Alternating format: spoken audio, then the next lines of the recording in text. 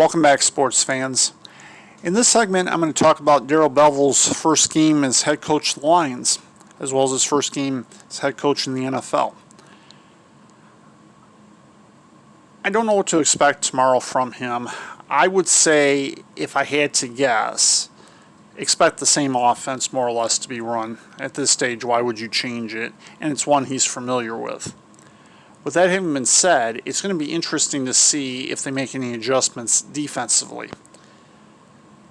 The problem with that is they don't have some of their key defenders, which is going to be a problem. And what I'm talking about is Trey Flowers is on injured reserve, Danny Shelton's on injured reserve, Desmond Trufant has been placed on injured reserve. They won't have Jeff Okudah either tomorrow.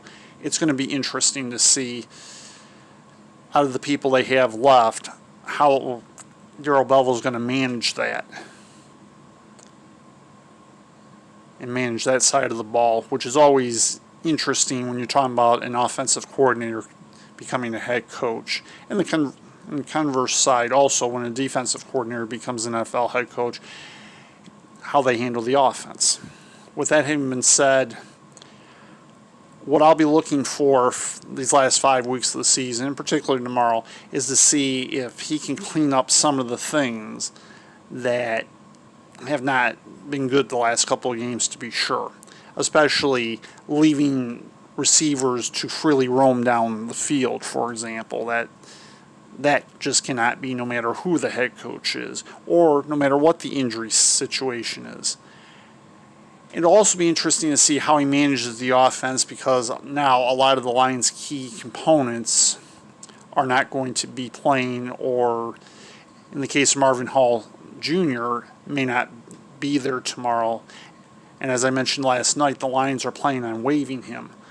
As far as I can tell, that will leave them down to Marvin Jones Jr., Danny Amendola, Kerryon Johnson, Adrian Peterson's both rushers and receivers, and T.J. Hawkinson.